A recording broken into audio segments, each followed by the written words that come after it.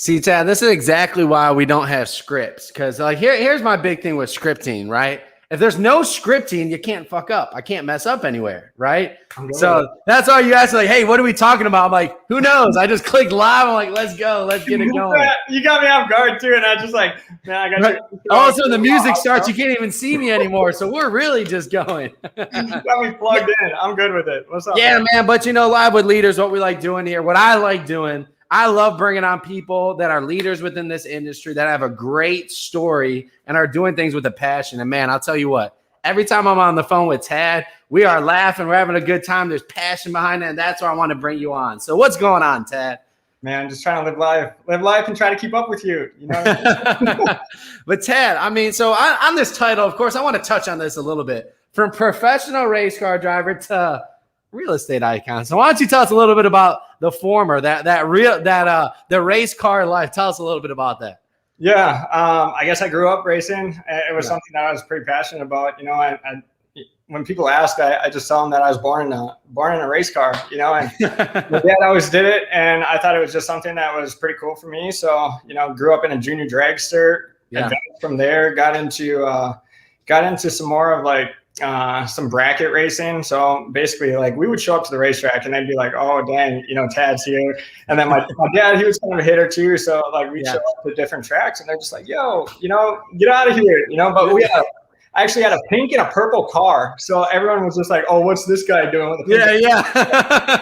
Yeah, I'm good. Like, let's do this, but we were showing up in winter circles and, just everything that we did, we kind of did with passion, and I just grew to it. It was just kind of, it's something that once you get into it, you can't really get out of it, And then nowadays, looking at it, it's like there's only one way to be a millionaire in racing, and that's to be a billionaire first, And then, so you have to come from passion and in order to be able to do it. But yeah, man, like we hit goodness. Some of the highlights or some of the pinnacle, points of my racing career was basically just hitting.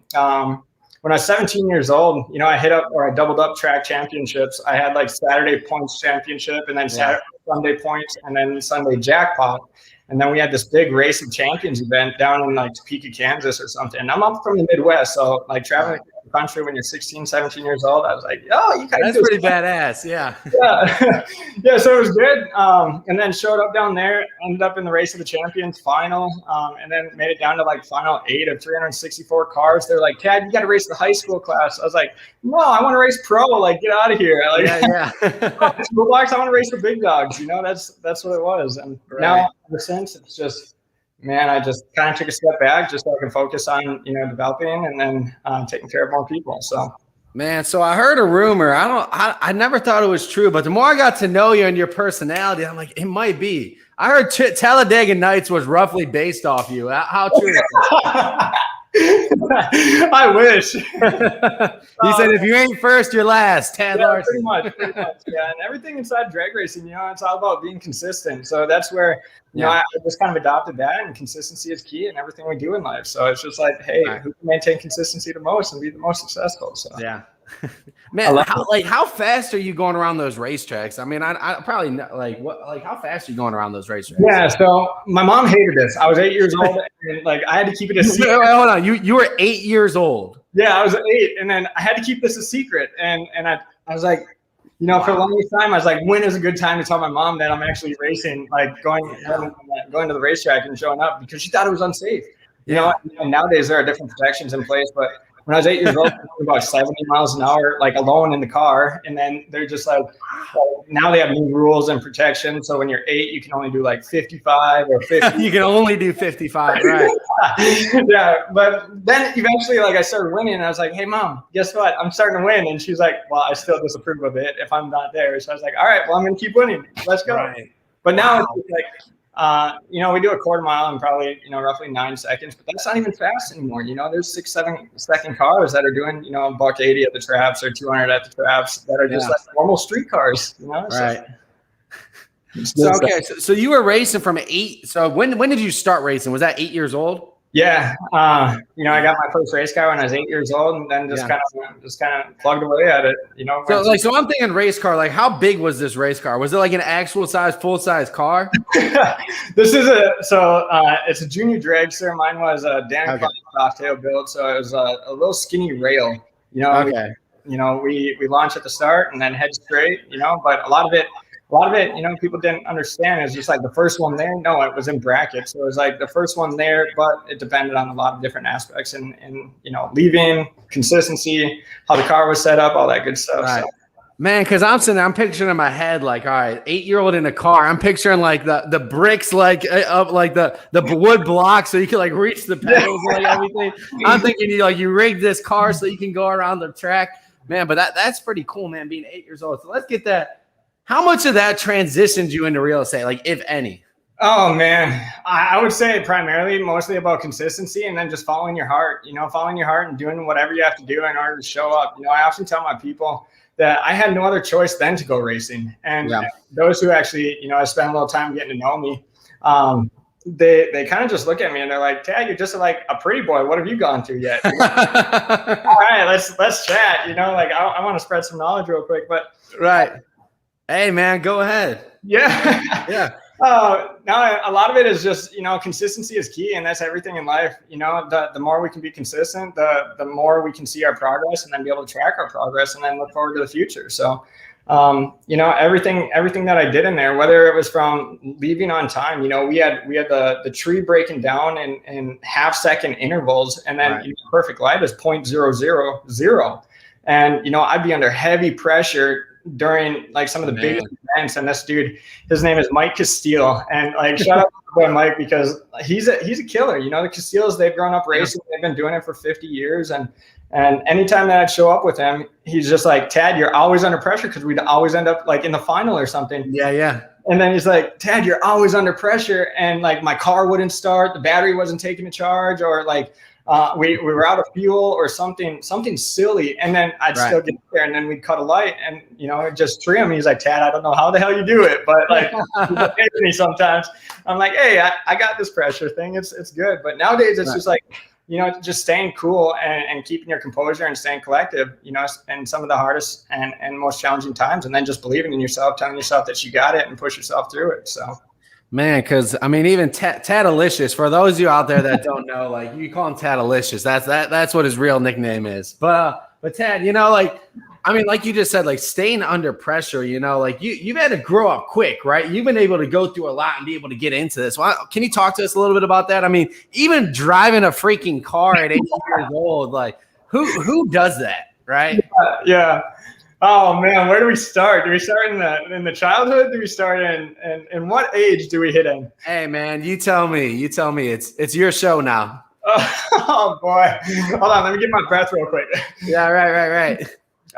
No man, so I kind of grew up kind of all over the country. My mom lived out in Colorado Springs. I was with a split family, so just kind of hopping, kind of from place to place, just to be able to hang out with my friends and do that stuff, and then stay committed into the racing. My mom was out in Colorado. I wanted to be up here. So I was just like, hey mom, I got to stay up here so that I can continue my passion, which was at the time, it kind of created some sort of separation between us, but also it kind of grew my heart stronger for her, because distance grows the heart fonder. So I think it was kind of like a blessing in disguise, but graduated with a class of like 30. I think we had like 32 or something like that. In the entire class. In the entire class, yeah. And then so I spent a little time out in Colorado Springs where that was like, oh man, they had a class of like 1,200, and I was like, I've never seen you before. I've never seen you. So it's kind of a pretty decent transition. But the school here, like we were all cool with each other. We were running through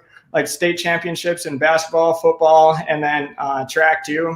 Something that was kind of fun for me. Right. Just took upon like the first leadership role. Helped my dad with our wholesale bait business. Kind of dealt with a little bit of dysfunction growing up, but what he brings you to, he'll bring you through. So that was just my little challenge. Dad's got the quotes. I like it. Oh man, I'm plugging these all day long. Right. Yeah, and then come 20 years old, I was kind of presented with an opportunity, and I say it with an opportunity because those that the things that bring to your life that are challenging usually either build or break you. And I was actually given the opportunity to be able to take in my younger brother and sister and became like a full-time, full-time custodial parent, So I like the way you put that, custodial parent. Oh yeah, man. I had to, realistically, I try to keep a lot of this personal, but since we're on here, I actually it was really hard for me to be able to come out and tell everyone, hey guys, I'm struggling. Yeah. I'm having challenges, because I was 20 years old trying to raise 2 teenagers, right.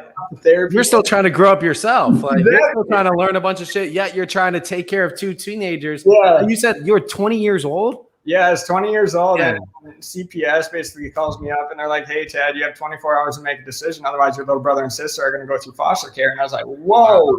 And I was just I was in college. I was running my side gig. I was actually hustling used tires on the side, all this other stuff. And then they just basically came and slapped me and they're like, hey, you got 24 hours. I still had people living in my house. Wow. So did you know coming into that you would have to make a decision, or did they just call you? Not at all. Not at all. So they called you on a whim and said you have 24 hours or wow. Yeah. And at that time too, I mean, I was with my girlfriend, pretty long term. And I was like, hey, here's the situation. And, ultimately we just made the decision knowing confidently that, we just want them to have someone that they could trust and believe into who weren't going to give up on them, because I had that growing up and I was like, man, that's the worst feeling in the world, So we just wanted to make sure that they were taken care of. And then it went on to battling, their parents for, custodial rights. And then I was just like, hey, these kids need consistency. Let's get them full-time relationship. And then end up in the house and then doing all that stuff, all the family stuff that one would do. So it's just whatever came in front of us, we were just pushing through as fast as possible. Boom. You got that green light you got to get ready for. You're like, all right, 24 hours. You hear that and you're like, boop, boop. You got to get going, right? Yeah, and at that point, you really don't have any really thought to even process. You're just like, what do we have to do? And then it's just having the hard conversations and then pushing through it and doing whatever it takes. So yeah, it's I say it's a blessing because I learned a lot. And it gave me a lot of perspective, and then it also helped me. It helped me a lot to where I am now, because a lot of times, I'm battling adversity and I'm challenged because of my age or because of, I look like I'm 15 or, every once in a while. So then I'm just like, all right, challenge me. Let's do this. Yeah. Man. So, I mean, just thinking about that too, being young and having that responsibility of taking on those teenagers as well. And then you get into real estate, a profession it's not just here you go, you're going to clock in, you're going to clock out. You got to put in the work. You got to bet on yourself. Man, tell me what went into that decision? Yeah. It's always something that I've been looking up to ever since I was younger. I always looked up to real estate professionals as being the top of the sales industry. And I just wanted to partake in it, so it's just what do I want to do in life? I want to be a pilot, and I was in the military. So I was 18. Yeah. I joined when I was 18, 20 years old. Everyone, shout out to everyone in the unit, because they were supportive as ever, through the process of the adoption. I actually adopted my younger sister when she was 16. But that whole process too, going through the military and then just determined to do whatever we had to do. Then transitioning from there into real estate, I was just all right, this is another adventure that I've always wanted to do. Well, joining the military, I wanted to actually be a pilot. Right. And that was the fastest process. And then also, they paid for the education. So I was like, yeah, let's do this, and man, just transitioning from that thought, kind of sacrificed that because the CPS CPS association that we were working with required us to be kind of close to the location that we had to be. So I was just well, I got to kind of compromise that goal for right now. So what else can I do? And I was pretty good at selling things, when I was younger. Dad, I watched him basically knocking on doors and asking for business. And I was hey, I got this in the bag. And I was already hustling. I was already hustling everything else, legally. Right. Now it's just, I wanted to be in real estate because I was just hey, I know that they make some money. And, it was a super strong goal for me because, as cliche as it is, a lot of people don't understand that I didn't have a lot of relationships growing up. So I was I'm actually in this for the relationships and then just for the relationships. your personal development, your financial development, it all kind of comes along with you. So adversity is key. It's going to challenge you. It's going to build you. And then, of course, if you got goals, just stay committed, stay focused. Man, that's amazing. Because just even thinking about now, not many 20-year-olds would even have the mindset to be able to do like make that decision like you did, and then to keep going. And man, you just keep betting on yourself time and time again. You know, and that's what I love about you. Every time we have a conversation, it's what are we going to bet on ourselves next? What's the next thing? Like it's always moving on to the next best thing. Yeah. And then I know also what, especially when you're young, you're taking so much action. We can get burned along the way, like at any moment. Because man, I think at this point, if anybody's watching, there's no doubt that you have a big heart. Like being able to do all these things and what you're doing and form these relationships, you have a big heart. At any moment of getting burned so much, did you ever just think about like closing that off and saying, "Fuck it, enough's enough"? Oh man, so many times. But you know, like when you go through this stuff, you kind of grow and you kind of like develop personally, and then you know I think as you go through more challenges, the most valuable asset that you can earn is understanding. You know, and you know, like the biggest thing for me was understanding that people are going to be people, and you can't really change them. You can't really. I have this philosophy that you can't really change people. You can only influence or inspire them. So like, I tried changing so many people. I tried changing my younger brother. I tried changing my younger sister just so that they would, you know, consider positive outlooks. And I was just like, man, like this is tough, you know, like forced perspective in there. It's just like, it's kind of like, you know, you're fighting an uphill battle that you're never really going to win. So it's at the end of the day, it's just, you know, it's getting your mind right and getting your mind to it, because man, I have wanted to give up like on people quite a bit. And nowadays it's like, I have to protect my time because I'm responsible for quite a few people, and like in this and the other operation, you know, and then it's always remembering the purpose. Like we're here to help others, you know, be better. And that supports my why. So it's like, you know, that's what I'm all about. Man, and I think that's something I continue to this day. I still go back and forth. Like there's a fine line between the two. It's like, I want to be there to be able to help people, but I also know that they have to want to be able to help themselves. And it's like that constant teeter-totter back and forth between the two, you know, trying to find a delicate balance. Like sometimes they might need a push and sometimes I need to back the hell off and like let them make their mistakes. And like some people, I think it's amazing. Some people can read a book and just say, okay, I'm not going to do that. I wasn't that person. I had to mess up and then read the book and be like, yep, that's what I did wrong. Right. Yeah.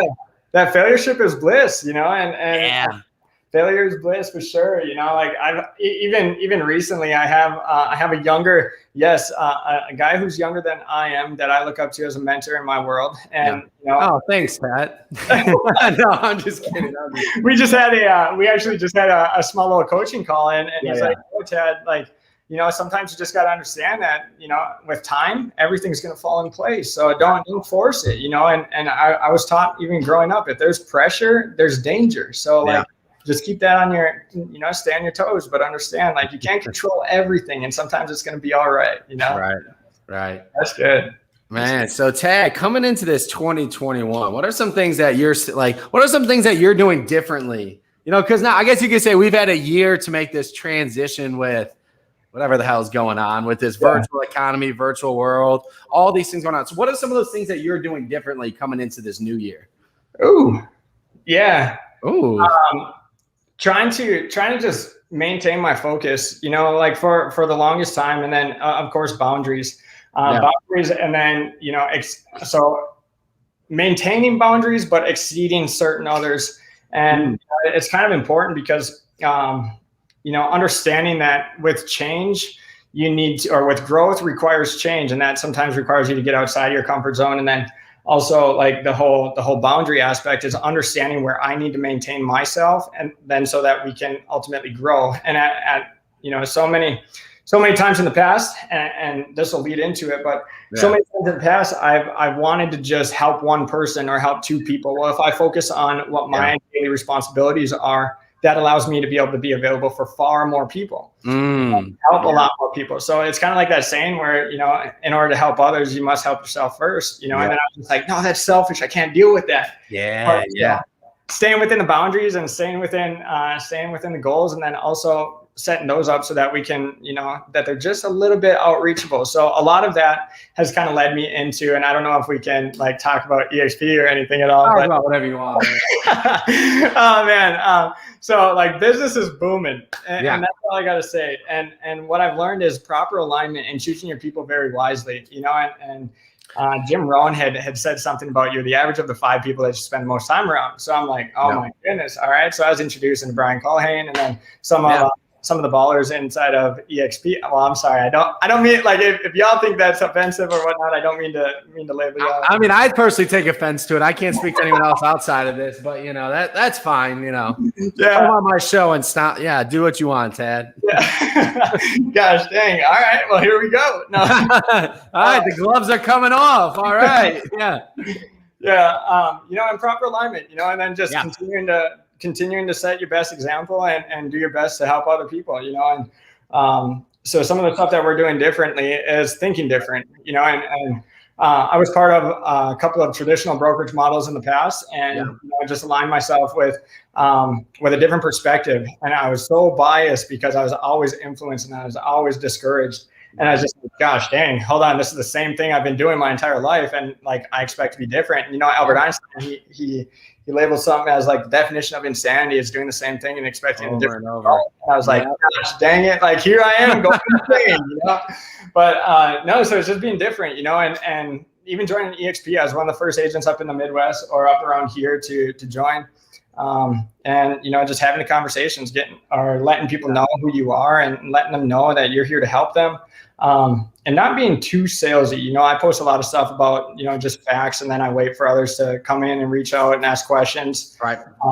And then, you know, just trying to be that volunteer humanitarian, you know, and something that's worked pretty well is just being there when people need, you know. So I love it, Tad. I'm like, Tad, I need a guest. You're like, I got you. No, Tad, but I appreciate you coming on this segment live with leaders. You know, I know you got a lot of great wisdom and you got a lot of great things coming. And I'll tell you what, that future, I can't wait, man. There's a lot of great things coming. I know you're going to be doing amazing things. So, Tad, I appreciate you coming on live with leaders. Yeah, man. Thanks for having me. I appreciate you.